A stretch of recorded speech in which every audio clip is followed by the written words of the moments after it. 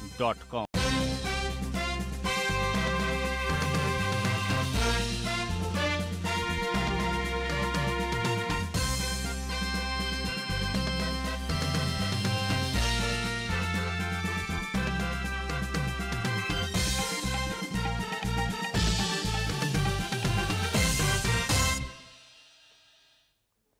नमस्कार, राति 8 बजेको जनता समाचारमा स्वागत छ। म प्रतिमा चौधरी। म मिलन बजगाई। सबैभन्दा पहिले प्रमुख समाचार। संसद अवरोधको निकास खोज्न नसक्नु सरकारको गैर जिम्मेवारीपन भएको सांसदहरूको भनाई। समस्याको मुख्य नै सरकार भएको एमालेको आरोप। नेपालमा बिजुलीको उत्पादन वृद्धि भएसँगै खपत बढाउन विभिन्न प्रयासहरू गरिँदै विद्युत प्राधिकरणले बुझाउन नसक्दाको उपभोक्ता नै अलमलमा। न्यूनतम पारिश्रमिक समितिद्वारा पत्रकारहरूको आधारभूत तलब वृद्धि गर्न सरकारलाई सिफारिस। पछिल्लो तलबको कम्तीमा 25% बढाउन सुझाव। कूटनीतिक प्रयासलाई अस्वीकार गर्दै पुटिनले युक्रेनमा आक्रमण गरेको अमेरिकाको भनाई। ठूलै मूल्य चुकाउनु पर्ने राष्ट्रपति बाइडेनको चेतावनी।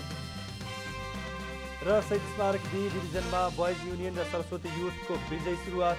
बोइजद्वारा वीरगञ्ज पराजित, सरस्वतीले बाँसबारीलाई हरायो।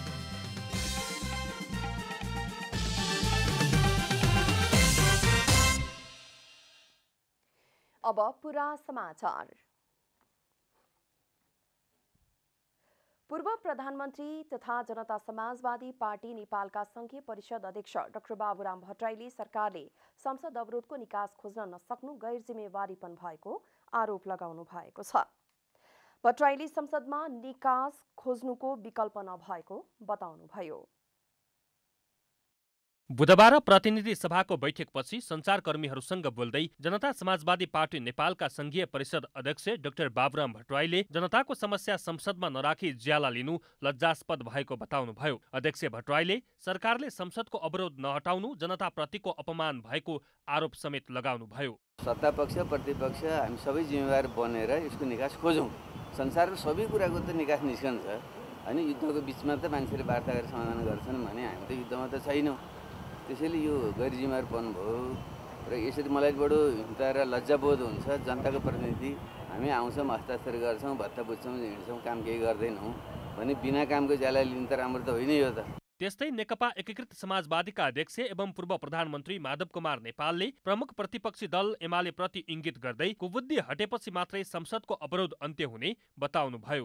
कहाँबाट त्यो कुबुद्धि आएको छ, त्यो त्यस्तो काम नगर्नु राम्रो। त्यसले झन् आफ्नो प्रतिष्ठा खस्काएको छ। लोकतान्त्रिक प्रतिबद्धताप्रति प्रश्न गरेको छ र जनताको विश्वासप्रति घात गर्ने काम गरेको छ र यसको मूल्य उहाँले आउने चुनावमा दिनु। त्यस्तै कानुन न्याय तथा संसदीय मामिला मन्त्री एवं नेपाली काङ्ग्रेसका सांसद दिलेन्द्र प्रसाद बडुले परिस्थितिलाई ख्याल गरेर अति आवश्यक काम कारबाही संसदमा सुचारू गरिरहेको बताउनुभयो। लामो नाराबाजी, एकतर्फी नाराबाजी उपयुक्त भएन, जिम्मेवारपूर्ण भएन, यो चाहिँ देखिन थालेको छ। र यस्तो विषयहरू जुन विषय अदालतको विचाराधीन छन्, हाम्रो संविधानको धारा 105ले भन्छ अदालतमा विचाराधीन भएका विषयहरू संसदमा छलफल गर्नै सकिँदैन, उठाउनै सकिँदैन। त्यस्तै प्रमुख प्रतिपक्षी दल नेकपा एमालेका संसदीय दलका उपनेता सुभाष नेमाङले संसद नचल्नु सत्ता पक्षका लागि ठूलो र गम्भीर विषय भए पनि अहिलेको सरकार र सभामुखले त्यसलाई गम्भीर रूपमा नलिएको आरोप समेत लगाउनुभयो। हामीले उठाएका विषयहरू गम्भीर हुनु पर्यो। त्यो गम्भीरता अहिलेसम्म देखिएको छैन। संसदमा जुन हामी अवरोध यो हाम्रो रहर होइन, बाध्यताको पनि।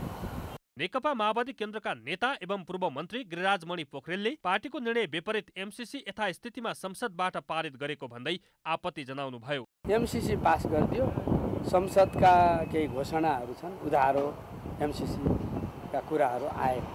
अब हाम्रो महाधिवेशनको स्पिरिटसँग यो मेल खान्छ कि खाँदैन भनेर स्वाभाविक ढङ्गले चाहिँ प्रश्न त उठेकै छ।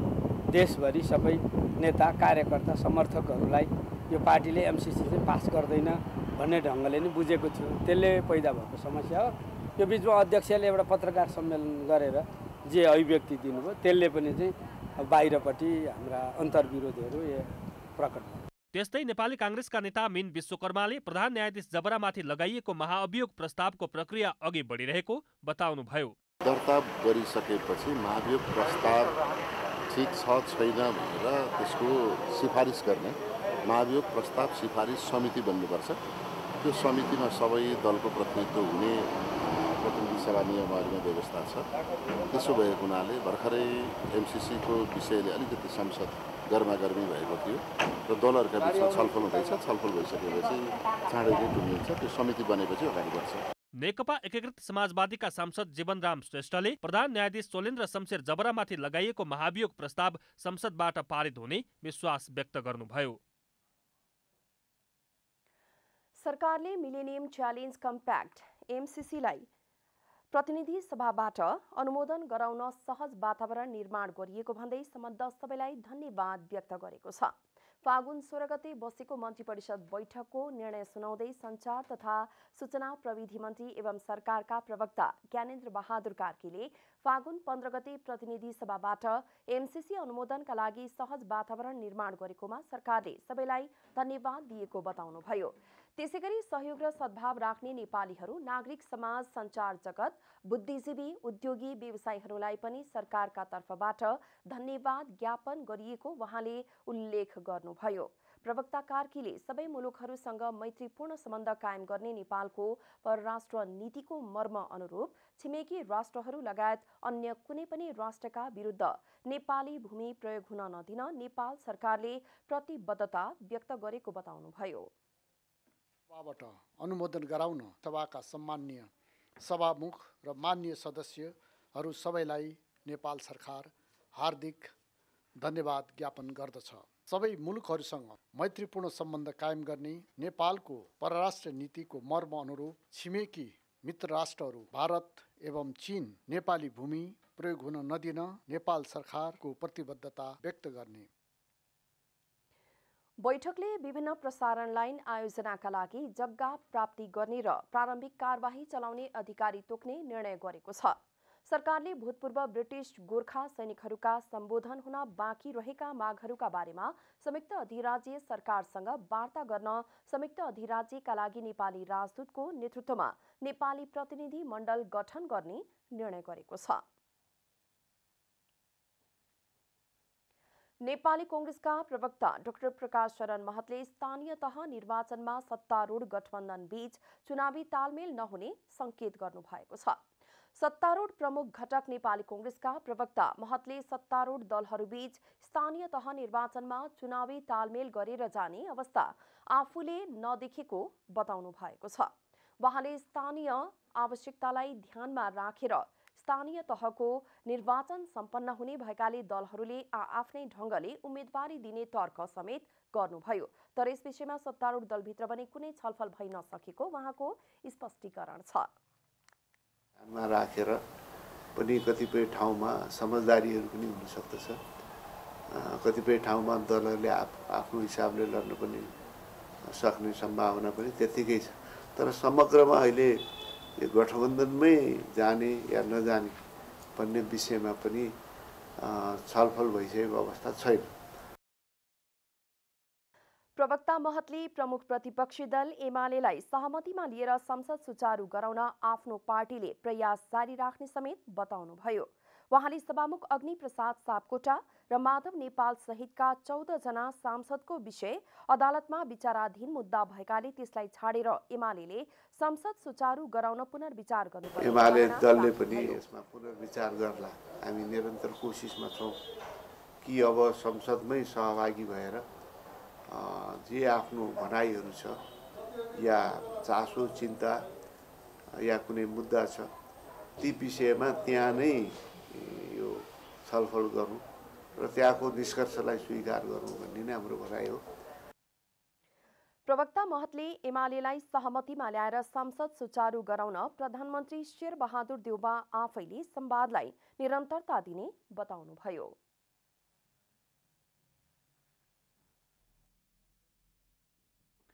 नेपालमा बिजुलीका उत्पादन वृद्धि भएसँगै बिजुली खपत बढाउन विभिन्न प्रयासहरू भइरहेका छन्। तर नागरिकमा विद्युतीय सामग्री प्रयोग बढाउन सरकारी तवरबाटै सचेतना बढाउन नसक्दा अपेक्षित रूपमा बिजुली खपत बढ्न सकेको छैन।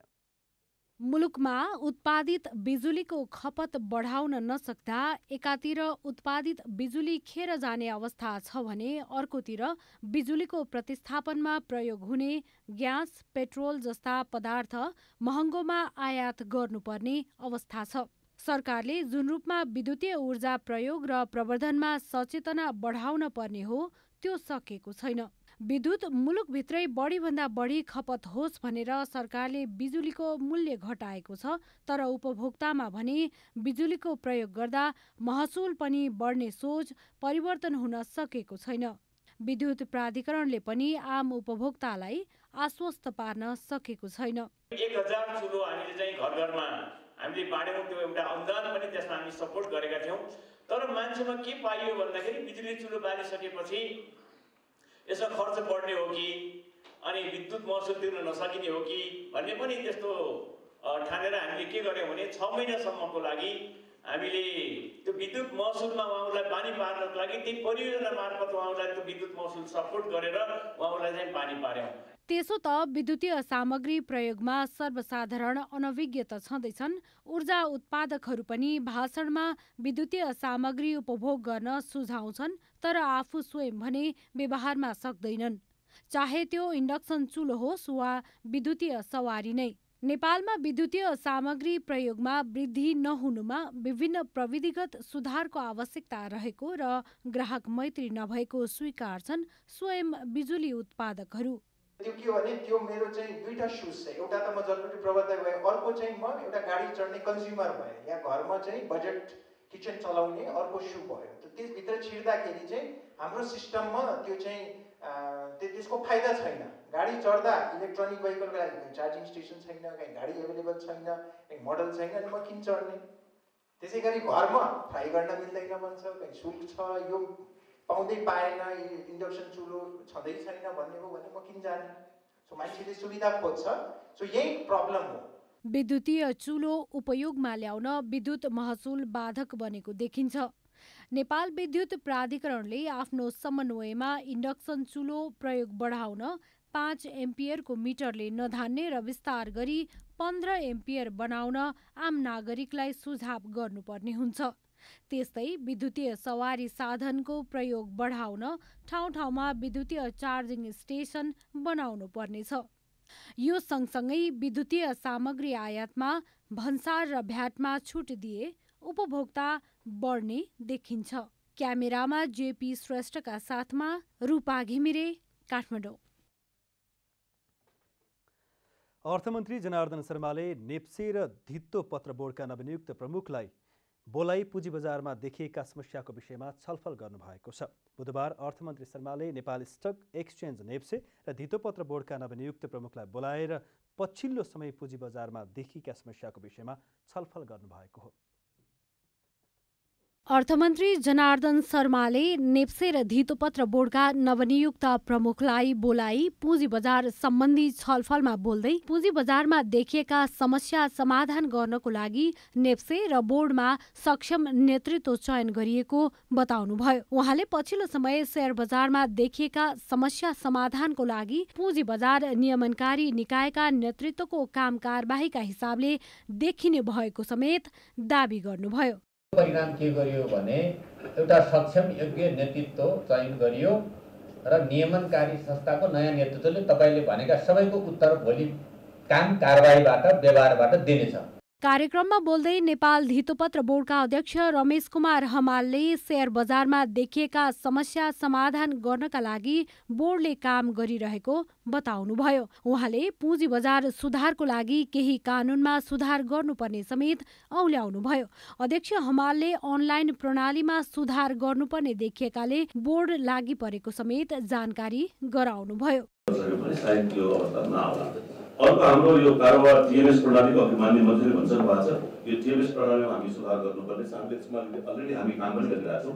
त्यस्तै कार्यक्रममा बोल्दै नेपाल स्टक एक्सचेन्ज नेप्सेका प्रमुख कार्यकारी अधिकृत कृष्णबहादुर कार्कीले पुँजी बजार सम्बन्धी ऐन समय सापेक्ष नभएको र यसमा सुधार गर्नुपर्ने बताउनुभयो।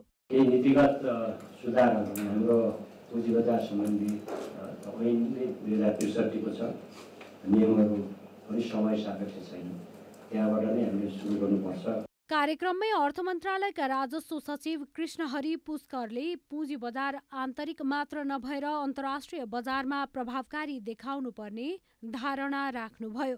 डोमेस्टिक एफेयर्स भन्दा पनि इन्टरनेसनल एफेयर्सबाट पनि केही न केही कुराहरू लिङ्केज र प्रभावित पनि हुन्छ र हाम्रा कारोबारहरू इन्टरनेसनली र डोमेस्टिकली पनि कम्पेटेबल पनि हुनुपर्छ। त्यसको लागि पनि यो हाम्रा सेवनलाई वा नेप्सेका काम कारबाही र पद्धतिलाई पनि हामीले विभिन्न छिमेकी मुलुकहरूसँग र हाम्रा जस्तै पनि अरू पनि इन्टरनेसनल एजेन्सीहरू छ भने त्योसँग पनि एक खालको आबद्धता र इन्गेजमेन्ट गराउने कुरा पनि अगाडि बढिरहेको अवस्था छ। कार्यक्रममा पुँजी बजारलाई नियमनकारी निकायका दुवै प्रमुखले विद्यमान नीतिगत व्यवस्थामा सुधार गर्नुपर्नेमा जोड दिनुभयो। न्यूनतम पारिश्रमिक निर्धारण समितिले श्रमजीवी पत्रकारहरूको आधारभूत तलब पछिल्लो तलबको 25% का दरले वृद्धि गर्न सरकार समक्ष सिफारिस गरेको छ। समितिले बुधबार सञ्चार तथा सूचना प्रविधि मन्त्री ज्ञानेन्द्र बहादुर कार्कीलाई सिंहदरबार स्थित मन्त्रालयमा श्रमजीवी पत्रकार, कर्मचारी एवं कामदारको पारिश्रमिक पुनरावलोकन सिफारिस 2078 प्रतिवेदन पेश गर्दै श्रमजीवी पत्रकार, कर्मचारी र कामदारको न्यूनतम आधारभूत तलबमा हाल पाइरहेको तलबको 25% का दरले वृद्धि गर्न सिफारिस गरेको हो। प्रतिवेदन पेश गर्दै समितिका अध्यक्ष राजेन्द्र अर्यालले श्रमजीवीहरूको न्यूनतम आधारभूत आवश्यकता, बजार मूल्यको वर्तमान अवस्था, मौद्रिक अवस्थामा आएको उतार चढाव र अन्य क्षेत्रमा कार्यरत श्रमजीवीहरूको तुलनात्मक पारिश्रमिक दरको अध्ययनको आधारमा 25%ले तलब वृद्धिको सिफारिस गरिएको बताउनुभयो। रहेको अवस्था छ, यो सबैलाई हेरेर हामीले लामो छलफल विज्ञहरूसँग छलफल गरेर 25%मा वृद्धि हुने गरी 30,468 रुपियाँ चाहिँ सिफारिस गरेका छौँ। यसमा माननीय मन्त्रीज्यूलाई नेपाल पत्रकार महासङ्घको अध्यक्ष हुनुहुन्छ, महासङ्घले समितिलाई कम्तीमा 50% वृद्धि गर्नुपर्छ भनेर ध्यान आकर्षण गराएको छ। प्रतिवेदन बुझ्दै सञ्चार तथा सूचना प्रविधि मन्त्री ज्ञानेन्द्र बहादुर कार्कीले समितिको सिफारिस कार्यान्वयनका लागि छलफल गर्ने बताउनुभयो। पत्रकारहरूको जुन भूमिका रहन्छ त्योबाट त्यसको व्याख्या गर्नुपर्ने अथवा त्यसको महत्त्वको बारेमा धेरै कुरा भनिरहनु पर्दैन। तपाईँहरूको धेरै महत्त्वपूर्ण भूमिका छ र यो भूमिकालाई अझ प्रभावकारी बनाउँदै तपाईँहरूले दिएका सुझावहरू के गर्न सकिन्छ त्यसका निमित्त हामी मन्त्रालयमा म सचिवजी, सहसचिवजी सबैसँग यसको छलफल गरेर। यसै अवसरमा नेपाल पत्रकार महासङ्घका अध्यक्ष विपुल पोखरेलले श्रमजीवी पत्रकार ऐन कार्यान्वयनमा राज्यले उदासीनता देखाएको भन्दै ऐन सम्पूर्ण रूपले कार्यान्वयन गराउन सरकारको ध्यान आकर्षण गराउनुभयो। पत्रकारहरूले जति श्रम गर्छन् त्यो अनुसारको सुविधा पाएका छैनन् र श्रमजीवी ऐनको सम्पूर्ण रूपमा कार्यान्वयन भएको छैन। यो कुरासँग हामी सबै जानकार भए हुनाले यसलाई समयमै यो पुनरावलोकन गर्ने अभ्यासलाई निरन्तरता दिनका लागि सर्वप्रथम आग्रह गर्न चाहन्छु र पत्रकार महासङ्घले योभन्दा पहिले नै समितिलाई 50% वृद्धि गर्न, कोभिडका कारण विभिन्न कारण पत्रकारहरू मर्कामा परेका छन्, 50%। अध्यक्ष पोखरेलले तत्काल आम सञ्चार प्रतिष्ठान गठन गरी पत्रकारहरूको क्षमता वृद्धिमा ध्यान दिन आग्रह समेत गर्नुभयो।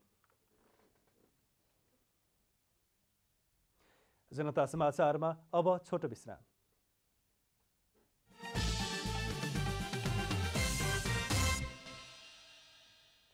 जनता समाचारमा अब थप समाचार। चोरी भएर विभिन्न मुलुक हुँदै अमेरिकाको म्युजियमहरूमा पुगेको 3वटा पुरातात्विक महत्त्वको सांस्कृतिक सम्पदाहरू नेपाल फिर्ता भएको छ। बुधबार अमेरिकाको न्युयोर्क स्थित रुबिन म्युजियम अफ आर्टका कार्यकारी निर्देशक डाक्टर जोरिड बेट्स्टेगीले चोरी निकास भई आफ्नो म्युजियममा पुगेको 17औं शताब्दीको काठको कलात्मक तोरण, 14औं शताब्दी कालका उडिरहेको गन्धर्वको आकृति कुदिएको काष्ठकला र 13औं शताब्दीको मल्लकालीन ध्यान मुद्रामा रहेको प्रस्तरको बुद्धको मूर्ति काठमाडौँ ल्याई पुरातत्व विभागलाई हस्तान्तरण गर्नुभएको हो। 22,000 अमेरिकी डलर बराबरको पुरातात्विक महत्त्वको सांस्कृतिक सम्पदा फिर्ता भएको विभागका महानिर्देशक दामोदर गौतमले जानकारी दिनुभयो।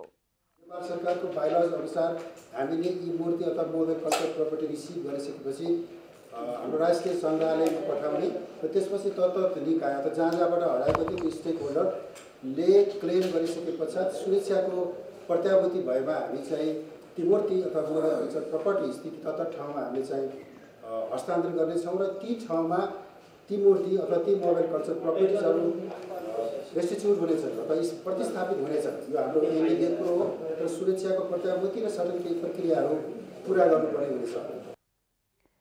त्यस अवसरमा संस्कृति पर्यटन तथा नागरिक उड्डयन मन्त्री प्रेम बहादुर आलेले लन्डन पेरिस लगायतका विभिन्न मुलुकमा नेपालबाट चोरी निकासी भएका सांस्कृतिक सम्पदाहरू अझै रहेको र त्यसलाई फिर्ता गर्नका लागि सम्बन्धित निकाय र सञ्चारकर्मीहरूले पुनः सहयोग गर्ने विश्वास व्यक्त गर्नुभयो।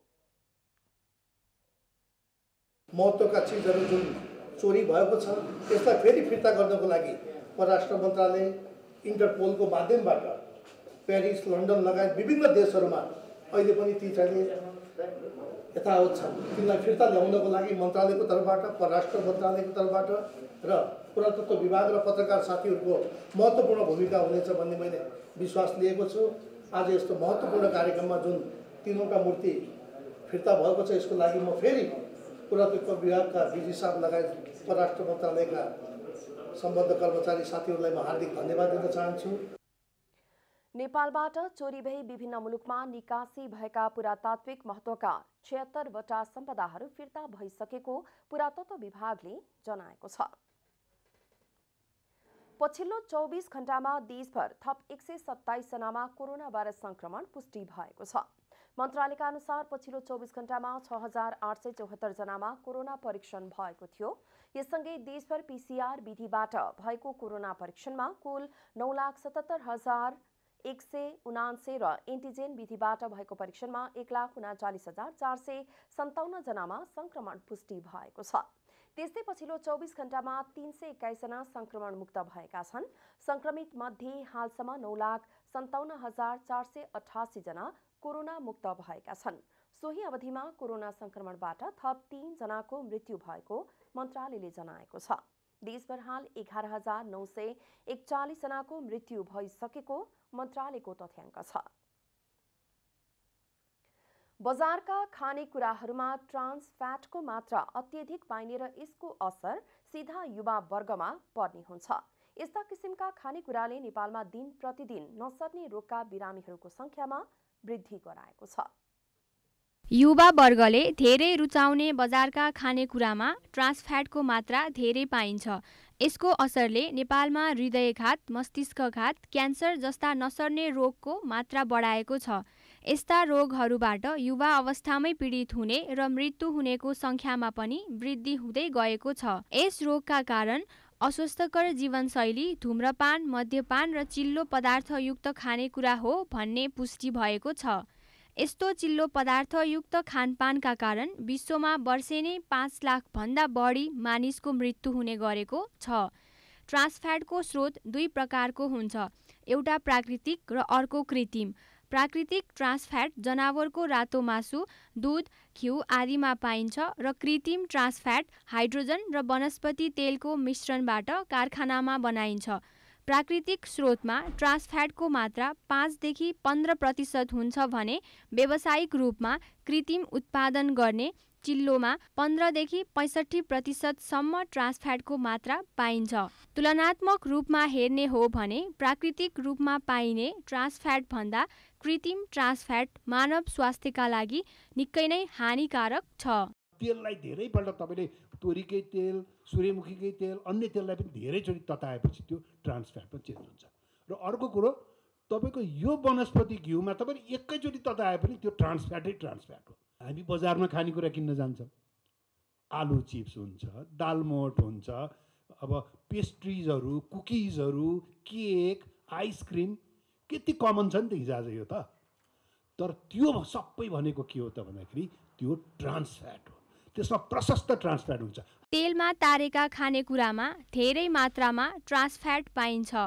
एक पटक प्रयोग गरिसकेको तेललाई पुनः प्रयोग गर्दा ट्रान्स फ्याटको मात्रा बढेर जान्छ। स्वस्थ जीवनयापन गर्नका लागि कृत्रिम रूपमा पाइने ट्रान्स फ्याटको प्रयोग कम गर्नुपर्ने चिकित्सकको भनाइ छ।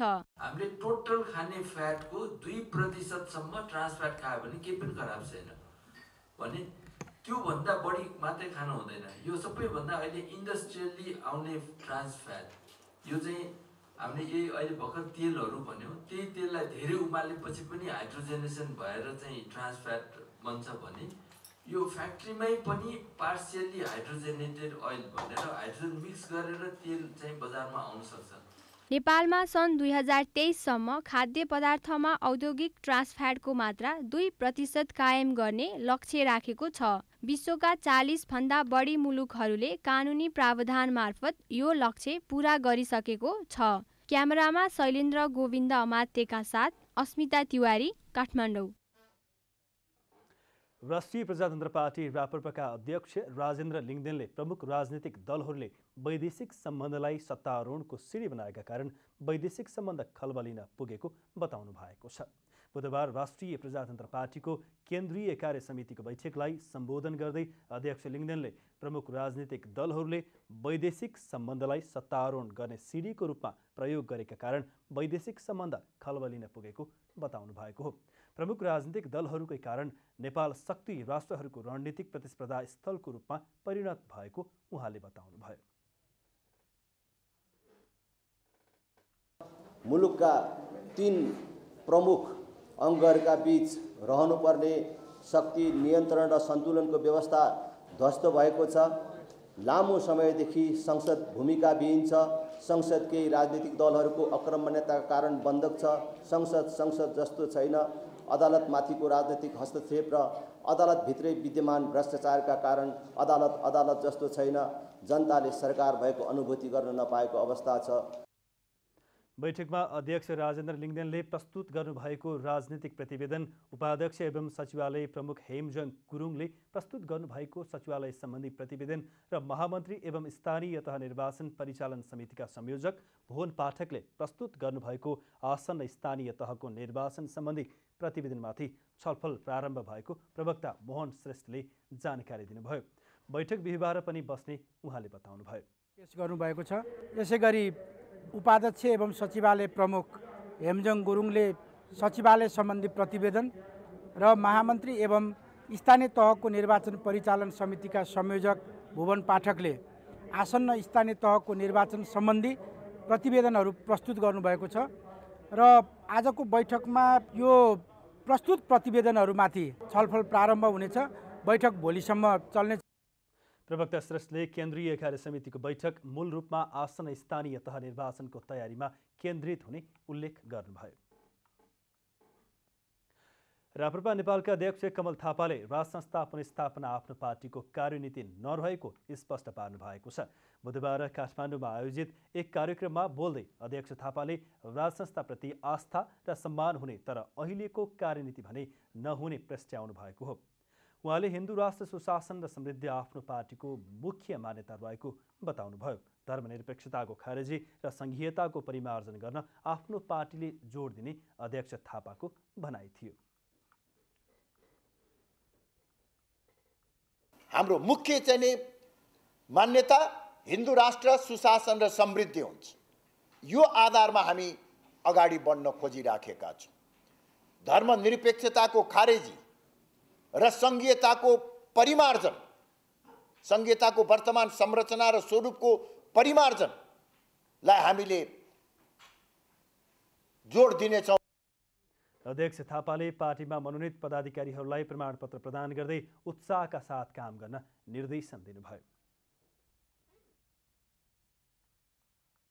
अब आर्थिक समाचार।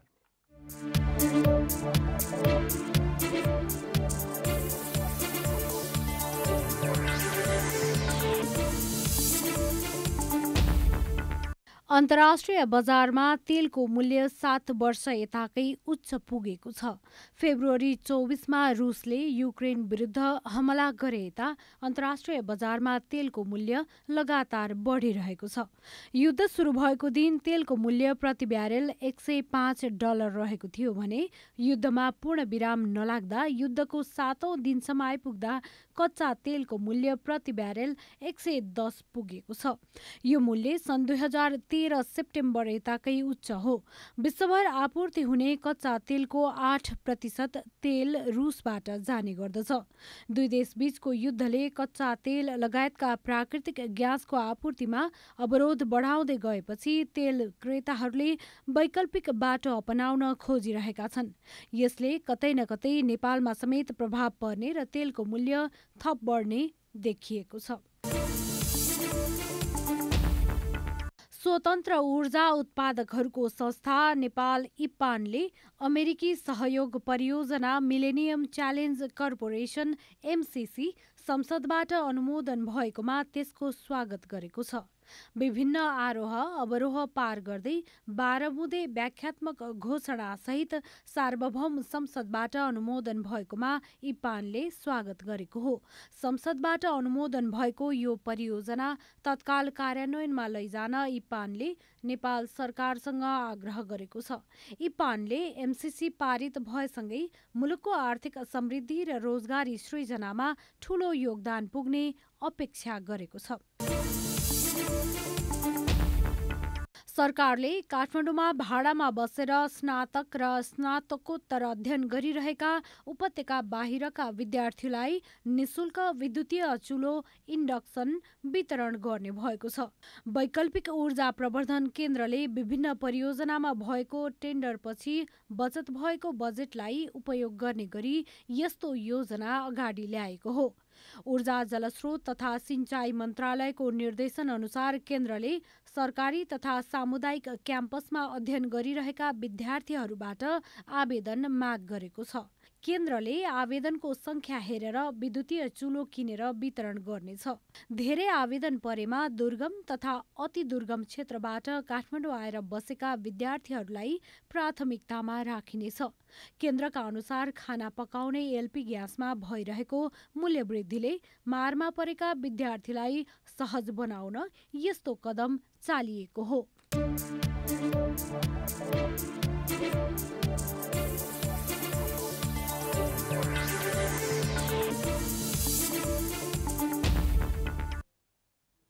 जनता समाचारमा अब छोटो विश्राम।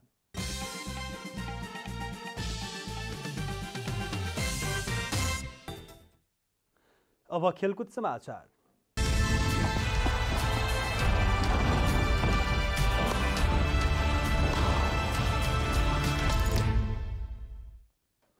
बोइज युनियन क्लब र सरस्वती युथ क्लबले शहीद स्मारक B डिभिजन लिग फुटबल प्रतियोगितामा विजयी सुरुवात गरेका छन्।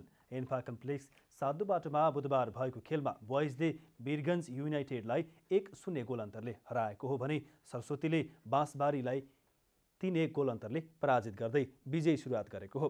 बोइजलाई जित दिलाउन मिलन लिम्बूले निर्णायक गोल गरे। उनले खेलको 64औं मिनेटमा गोल गरे। जितसँगै बोइजले 3 अङ्क जोडेको छ। यसैगरी सरस्वती युथ क्लबले बाँसबारी क्लबलाई 3-1 गोल अन्तरले हराएर सुखद सुरुवात गरेको हो। खेलको 6औं मिनेटमा बिक्की राईले गोल गर्दै बाँसबारीलाई सुरुवाती अग्रता दिलाएका थिए। तर खेलको 21औं मिनेटमा विक्रम विशङ्खले गोल गर्दै सरस्वतीलाई 1-1 को बराबरीमा ल्याए। खेलको 87औं मिनेटमा सृजल लामाले गोल गर्दै सरस्वतीलाई 2-1 को अग्रता दिलाए। त्यसपछि खेलको इन्जुरी समयमा भूपेन्द्र शाहीले गोल गर्दै सरस्वतीलाई 3-1 को जित दिलाए। जितसँगै सरस्वतीले 3 अङ्क जोडेको छ।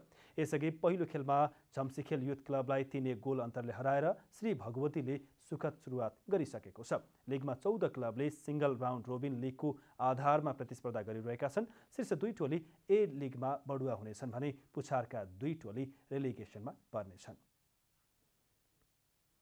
आइसिसी T20 खेलाडीको नयाँ वरियतामा ब्याटिङतर्फ नेपालका कुशल भुर्तेलको वरियतामा 8 स्थान सुधार भएको छ। यो सँगै उनी 31औं नम्बरमा उक्लिएका छन्। यसअघि 39औं स्थानमा रहेका कुशलको यो सबैभन्दा उच्च T20 वरियता हो।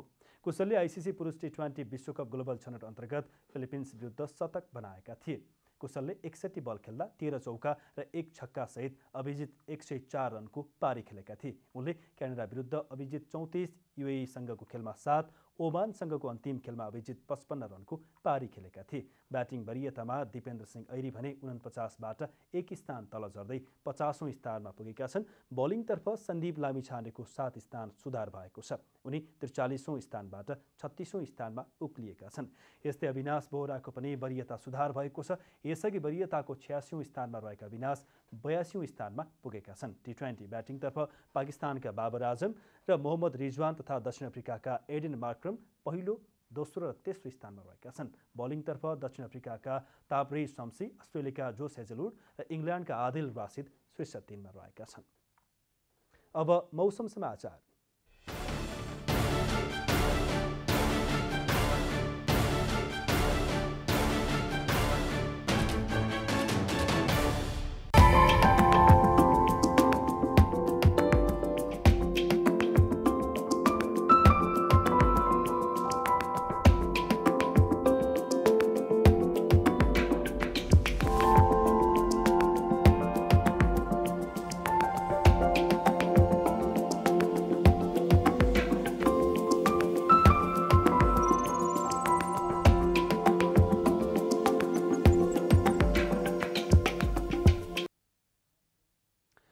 अन्तिममा आजको डायरी।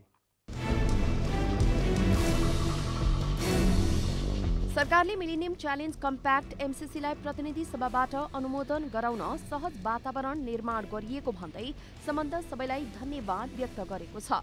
फागुन 16 गते बसेको मन्त्री परिषद बैठकको निर्णय सुनाउँदै सञ्चार तथा सूचना प्रविधि मन्त्री एवं सरकारका प्रवक्ता ज्ञानेन्द्र बहादुर कार्कीले सहयोग र सद्भाव राख्ने नेपालीहरू, नागरिक समाज, सञ्चार जगत, बुद्धिजीवी, उद्योगी व्यवसायीलाई पनि सरकारका तर्फबाट धन्यवाद ज्ञापन गरिएको उल्लेख गर्नुभयो।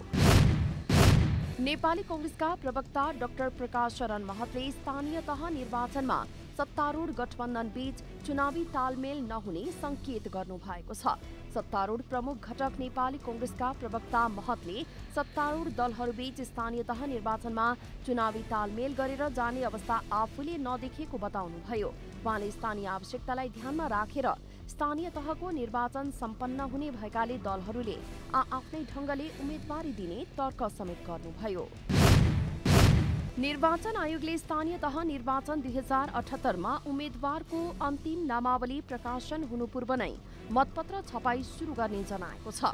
निर्वाचन कार्यक्रम बमोजिम मतदानको 15 दिन अघि 6743 वडामा मतपत्र पुर्याउन समस्या हुने भएकाले 1 महिना पहिले नै मतपत्र छाप्ने प्रक्रिया सुरु हुने निर्वाचन आयोगका प्रवक्ता शालिग्राम शर्मा पौडेलले जानकारी दिनुभयो। युक्रेनको दोस्रो ठूलो शहर खार्किभमा रुसले गरेको गोलाबारीमा परि कम्तीमा 21 जनाको मृत्यु भएको छ। राजधानी किएभ र खार्किभ सहितका शहरमा रुसले बम र गोलाबारीलाई तीव्रता दिएको युक्रेनका अधिकारीले बताएका छन्। गोलाबारीमा परेर अन्य 112 जना घाइते भएको खार्किभको मेयरले जनाएका छन्। तर शहर भने आफूहरूकै नियन्त्रणमा रहेको युक्रेनी अधिकारीहरूले बताएका छन्। आईसीसी टी20 खेलाडीको नयाँ वरियतामा ब्याटिङतर्फ नेपालका कुशल भुर्तेलको वरियतामा 8 स्थान सुधार भएको छ। यो सँगै उनी 31औं नम्बरमा उक्लिएका छन्। ब्याटिङ वरियतामा दिपेन्द्र सिंह ऐरी 49बाट 1 स्थान तल झर्दै 50औं स्थानमा पुगेका छन्। बलिङतर्फ सन्दीप लामिछाने 7 स्थान सुधार गर्दै 43औं स्थानबाट 36औं स्थानमा उक्लिएका छन्। यस्तै वरियताको 86औं स्थानमा रहेका अविनाश बोहरा 82औं स्थानमा पुगेका छन्।